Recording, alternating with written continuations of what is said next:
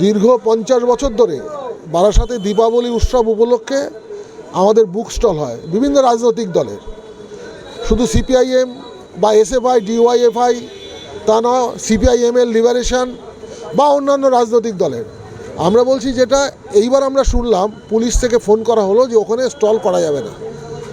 তার ফলে আমরা এর প্রতিবাদে আজকে বারাসাত থানা একটা ডেপুটেশন দিতে আসলাম সব মেমোরেন্ডাম সহকারে।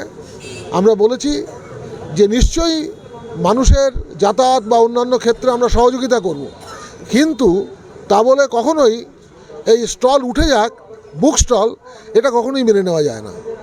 এই বিষয়টা আমরা ওনাকে বলেছি। আমরা বলেছি দীর্ঘ অর্ধ শত বছর ধরে চলছে, 50 বছর, এখানে যারা আছে তারা জন্মায়নি তখন। তার ফলে উনি বলেছেন যে এই বিষয় সম্পর্কে যেহেতু এটা হায়ার অথরিটির সিদ্ধান্ত, তিনি সেখানে পাঠাবেন এবং যা নির্যাস আমাদের জানিয়ে দেবেন। এবং স্বভাবতই এই বিষয় সম্পর্কে আমাদের সুস্পষ্ট বক্তব্য, আমরা বুক স্টল করবো ওখানে এবং করব অবশ্যই। আমরা একটা রাস্তা থেকে একটা ডিস্টেন্স মেনটেন করে করবো, আমরা করবো আমরা।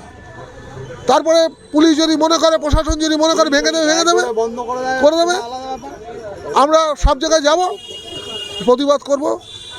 যেহেতু আমাদের একটা বুক স্টল, কোনো খাবারের দোকান না, বুক স্টল, এবং এটা বহুদিন ধরে চলছে, কোনো অসুবিধা হয়নি। কিন্তু একমাত্র যখন হয়, তখন যখন উদ্বোধনী অনুষ্ঠান হয়, উদ্বোধনী অনুষ্ঠান হয় 2 দিন আগে, তার ফলে তখন যানজটের কোনো প্রবলেম হয় না। তার ফলে যারা বই কিনতে আসে, একসাথে তো 1000 জন আসে না, 4 জন 5 জন আসে, তার ফলে কোনো চলাচলে অসুবিধা হয় না। এবং আপনারা প্রত্যেকেই দেখেছেন যেটা, যে আমাদের এই বুক স্টলে খুব শান্তিপূর্ণভাবে প্রতিবাদ চলছে।